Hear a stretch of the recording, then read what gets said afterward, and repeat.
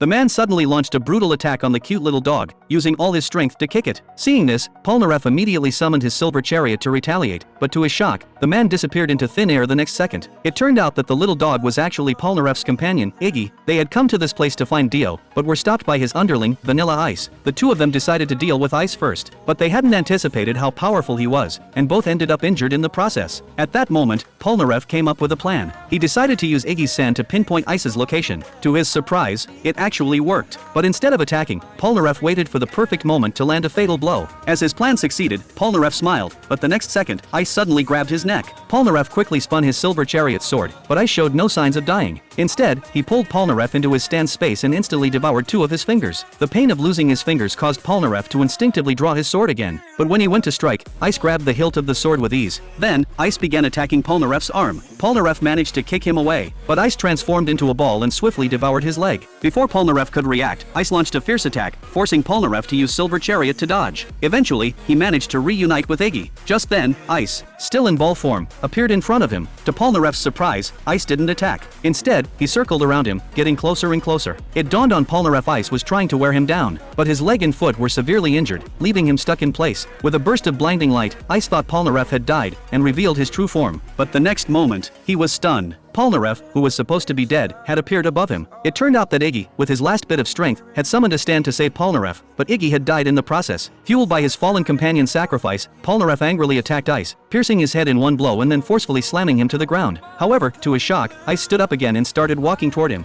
Just when he was about to deliver a fatal strike, Polnareff suddenly launched a counterattack, sending Ice flying across the room. Polnareff had realized something. Ice's body was messed up. Even though his brain had been pierced, he was still alive. He suspected that Ice had been turned into a vampire by Dio. To test his theory, when Ice attacked, Polnareff slashed open a nearby wooden door, letting sunlight flood into the room. To his surprise, Ice's arm turned to ash the moment the sunlight touched it. Seeing this, Polnareff began mocking Ice, and while Ice was caught off guard, Polnareff used Silver Chariot to shove him into the sunlight. In the end, Ice was reduced to nothing but ashes.